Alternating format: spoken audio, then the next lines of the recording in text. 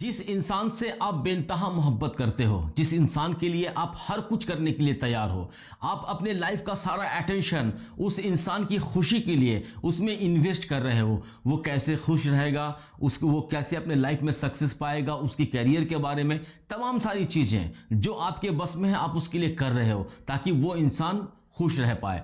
लेकिन other hand वो partner आपके साथ में क्या कर रहा है, वो कंटिन्यूसली आपको इग्नोर कर रहा है, वो आपके रिस्पेक्ट का, आपके प्यार का वो वैल्यू समझ ही नहीं रहा या फिर उसे वैल्यू दे ही नहीं रहा। कहीं ना कहीं वो इंसान आपके प्यार को वो हल्के में ले रहा है। तो ऐसी जब सिचुएशंस इंसान के साथ में क्रिएट होती हैं तो इंसान क्या करता है कि इंसान बहुत ज्यादा गुस्से में आ जाता है और अपनी अहमियत को वो बाय वर्ड उसे बताकर समझाने की कोशिश करने लगता है कि तुम ऐसा कर रहे हो, देखो मैं तुम्हारे लिए इतना कुछ करता हूं या करती हूं, मैं तुम्हारे लिए ये कर रही हूं, मैं तुम्हारे लिए वो कर रही हूं, फलाना ढिमका, ये तमाम तरह की चीजें वो कंटिन्यूसली अपने पार्टनर को समझाने की कोशिश करने लगती है, जिससे उसका पार्टनर क्या करता है कि उसे और भी ज्यादा इग्नोर करना शुरू करता है, और भी ज्यादा उससे दूर भागना शुरू करता है। तो देखो, क्या आपको ऐसा लगता है कि जिस इंसान के साथ में आपका इस तरह का रिलेशन एक तैयार हो चुका है जहां पर आपको सिर्फ इग्नोरेंस मिल रही है, वहां पर क्या आप इस तरह से उस इंसान को सबक सिखा पाओगे,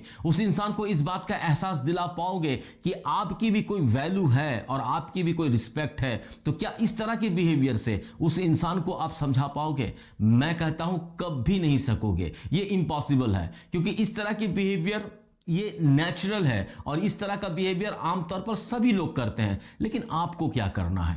आपको करना क्या है? आपको एकदम कीप साइलेंट हो जाना है, एकदम चुप हो जाना है। जब आपके साथ इस तरह के बिहेवियर होते हैं तब इसको आप रिएक्ट मत करो, उसे रिएक्ट कर कुछ बताओ मत, एकदम साइलेंट हो जाओ। साइलेंट होने से क्या होता है? साइलेंट होने से आप कहीं ना कहीं अपने इमोशन को आप कंट्रोल करना सीख जाते हो, अपने आप के ऊपर में ध्यान देना शुरू करते हो, अपनी जो सेल्फ डेवलप है उसको करना शुरू करते हो, अपनी सेल्फ ग्रूमिंग करना शुरू करते हो, जिससे आपकी वैल्यू बनने लगती है। और जो इंसान आपको इस वक्त में इग्नोर कर रहा है, जो इंसान इस वक्त में आपकी प्यार की वैल्यू को समझ नहीं रहा है, आपको हल्के में ले रहा है, वो इंसान दोबारा आपको वही इज्जत, वही रिस्पेक्ट दोबारा करना शुरू कर देगा।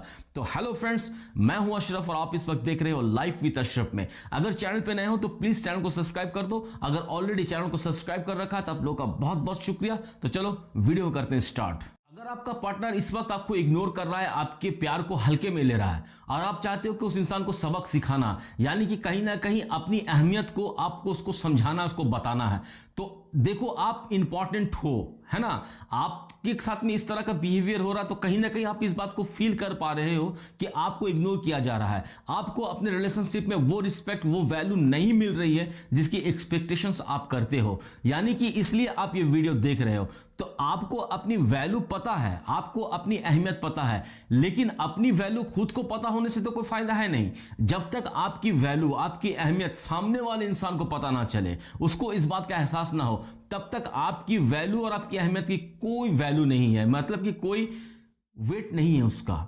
तो आपको क्या करना होगा? आपको करना होगा कि आपकी अहमियत को उस इंसान को समझाना जो इंसान इस वक्त आपको इग्नोर कर रहा है। तो उसको अपनी अहमियत समझाने के लिए सबसे पहले आपको एकदम साइलेंट हो जाना है, एकदम चुप हो जाना है। और जब आप चुप होते हो तो क्या होता है, ऑटोमेटिकली आप अपने आप के ऊपर में ध्यान देना शुरू करते हो, अपनी सेल्फ ग्रूमिंग करना शुरू करते हो, अपने इमोशंस को कंट्रोल करना सीखते हो, जिससे क्या होता है कि आप अपने आप को बेहतर से बेहतर बनाना शुरू करते हो। तो जब आप उस इंसान से एकदम बात बंद कर देते हो, यानी कि उसके किसी भी बात का कोई तरह का आप रिएक्ट करना बंद कर देते हो और अपने आप को जब आप डेवलप करना शुरू करते हो, अपनी वैल्यू को बढ़ाना शुरू करते हो, तो ऑटोमेटिकली उस इंसान को इस बात का एहसास होने लगता है कि वो आपको खो रहा है।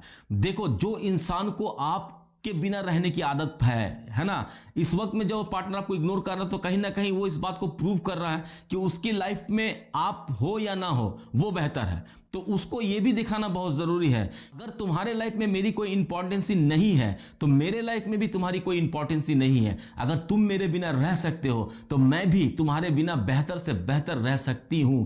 इस तरह का आपको उसे समझाना है। तो ये होगी आपकी अहमियत। जब आप अपने आप को इस तरह से ग्रूमिंग कर लोगे ना, जिस तरह से आप अपने आप को एस्टैब्लिश कर लोगे, तब उस इंसान को इस बात का एहसास होगा कि वो आपको खो रहा है। दूसरी चीज है कि अपनी वैल्यू को बढ़ाना।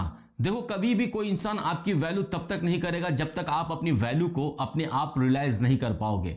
देखो आप एक बात सोचो, इस बात को आप कमेंट में बताना कि क्या आपके साथ में ऐसा होता है कि आपके लाइफ में सराउंडिंग चारों तरफ वो इंसान है, उसके लाइफ में सराउंडिंग चारों तरफ वो खुद है, और आपके रिलेशनशिप में चारों तरफ सराउंडिंग चारों तरफ वही है। यानी कि कहीं ना कहीं वो इस चीज के ऊपर में पूरा हावी है, कहीं ना कहीं वो आपके ऊपर में हावी है, कहीं ना कहीं वो रिलेशनशिप के ऊपर में हावी है, और अपने लाइफ में भी वो आपको हावी होने नहीं दे रहा है। तो आप मुझे ये बताओ कि आप इस रिलेशनशिप में कहां हो, आप कौन हो। तो जब तक आप अपनी वैल्यू को नहीं रियलाइज कर पाओगे, जब तक आप अपने आप को स्टैब्लिश नहीं कर पाओगे कि इंडिविजुअली आप कौन हो, तब तक कोई इंसान भी आपको वैल्यू नहीं करेगा, वो हमेशा आपके प्यार को हल्के में ही लेगा। तो इसलिए जरूरी है कि अपनी पर्सनल सेल्फ जो पर्सनालिटी है उसको आपको डेवलप करना बहुत जरूरी है। तो अपने आप के ऊपर में जब ध्यान देना शुरू करोगे, अपने वैल्यू को जब बढ़ाना शुरू करोगे, तब ऑटोमेटिकली आप अपने सेल्फ पर्सनालिटी के ऊपर में भी आप काम करना शुरू कर दोगे। और आप कोशिश करो कि आप सेल्फ डिपेंडेंट बनो, आप कोशिश करो कि उस इंसान को भी छोड़कर आप खुश रह सको, और सोशल मीडिया का सहारा लो। सोशल मीडिया में अपनी हैप्पी लाइफ की आप फोटो अपडेट करो। इस तरह से अगर आप करोगे, जो इंसान वाकई में आपको खोकर नहीं रह पाएगा, वाकई में अगर उस बात को एहसास हो गया कि वो आपको खो रहा है, तो वो फिर दौड़ता हुआ आपके पीछे आएगा, आपके पास आएगा। क्योंकि जो इंसान को इस बात का एहसास है कि उसके लाइफ में भी आपकी इंपॉर्टेंसी है, और इस बात को अगर आप प्रूव कर पाओगे, इस बात को अगर उसको दिखा पाओगे, तभी वो इंसान आपको खोने से पछताएगा, आपको खोने से घबराएगा, और तभी वो इंसान आपके पीछे में आएगा। अदरवाइज सेकंड कोई ऑप्शंस आपके पास में नहीं है। तो जरूरी है कि अपनी वैल्यू को खुद समझना और उसे बढ़ाना, और बढ़ाकर उस बात को, उस इंसान को एहसास दिलाना कि आपकी भी अपनी लाइफ में कोई वैल्यू है, कोई रिस्पेक्ट है। अगर वो इंसान आपको वैल्यू नहीं दे रहा है, आपको प्यार को हल्के में ले रहा है, तो आपको चुप हो जाना है। चुप होकर आपको सिर्फ साइलेंट नहीं रहना है, आपको भी अपने लाइफ में एक्टिव रहना है। एक्टिव रहने का मतलब क्या है कि आपको अपने लाइफ की जो सोशल मीडिया है उसको सही तरीके से आपको इस्तेमाल करना सीखना होगा। अगर आप नहीं जानते हो तो सीखने का मतलब क्या है कि देखो, सोशल मीडिया पे उन तरह के पोस्ट को आप अपडेट ना करो, अपलोड ना करो, शेयर ना करो, जो कहीं ना कहीं इस बात को प्रूव करती है कि उसके इस तरह के इग्नोरेंस करने से आप अपने लाइफ में काफी दुखी हो, काफी हर्ट हो अपने लाइफ से। तो इस तरह का पोस्ट जब भी आप करोगे, उस इंसान को मजा आएगा, उस इंसान को अपनी विक्ट्री का जो इंजॉयमेंट है वो आएगा, उसके पास में एहसास होगा कि मैं जीत रहा हूं, तो आप उसके कब्जे में हो और आपको वो कंट्रोल कर पा रहा है। तो इस तरह की अपडेट को आप कभी मत करना। सोशल मीडिया का इस्तेमाल आपको किस तरह से करना है कि देखो, अपने लाइफ की जो इंटरटेन मोमेंट है, जो खुशमिजाज मोमेंट है, जो खुशियों के पल है, उसको आप सोशल मीडिया पे अपलोड करना शुरू करो।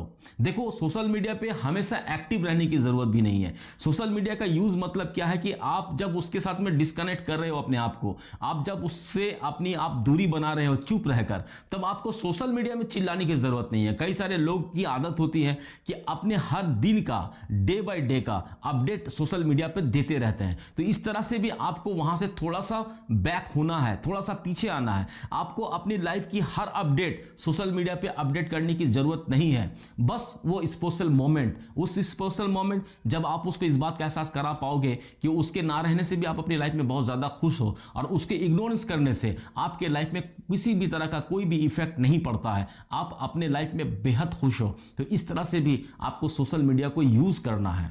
देखो, आपका पार्टनर जब इस तरह का बिहेवियर कर रहा है तो ऑटोमेटिकली गुस्सा आना, चिड़चिड़ा हो जाना और अपने आप को अकेला महसूस करना, ये बहुत नेचुरल चीज है, ऐसा होता है। लेकिन आपको अपने लाइफ में पॉजिटिविटी रखनी होगी। जब आपके साथ में इस तरह से हो रहा है और आप उस इंसान के साथ में रोओगे, गिड़गिड़ाओगे, इसके हाथ पैर पकड़ोगे, उसे मनाने की कोशिश करोगे, इससे कोई फायदा होने वाला है नहीं, ये क्लियर बात है। तो उससे कोई जब फायदा होगा नहीं, तो अपने लाइफ में पॉजिटिविटी रखो, अपने लाइफ में पॉजिटिव साइड को आप अपने लाइफ में सामने लेकर आओ। आप नई नई हॉबीज को आप अपनाओ, नई नई चीजों को करने की कोशिश करो। अपने फ्रेंड फैमिली के साथ में आप घूमने जाओ, अपने फैमिली को टाइम दो, अपने दोस्तों को टाइम दो। इस तरह से अपने लाइफ में पॉजिटिविटी लाने की कोशिश करो। देखो, जब आप अपने आप को पॉजिटिव समझोगे, आप अपने आप को, अपनी फीलिंग्स को पॉजिटिव करोगे, तो ही आपके लाइफ में पॉजिटिविटी भरेगी, तभी आपके लाइफ में पॉजिटिव चीजें होंगी। और आप जितना चीजों को आप जितना कॉम्प्लिकेटेड करोगे, जितना आप इन सब चीजों के बारे में सोचोगे, उतना ही आपकी लाइफ में कॉम्प्लिकेशन आना शुरू होगी। होगी और वो इंसान उतना ही इंटरटेन करेगा, उतना ही मजा करेगा, उतना ही इंजॉय करेगा, क्योंकि उस इंसान को इस बात का एहसास है कि आप जितना तकलीफ में रहोगे, आप जितना तड़पोगे और जितना तड़पोगे उतना उसके पीछे में दौड़ोगे, उतना उसके पीछे में भागोगे।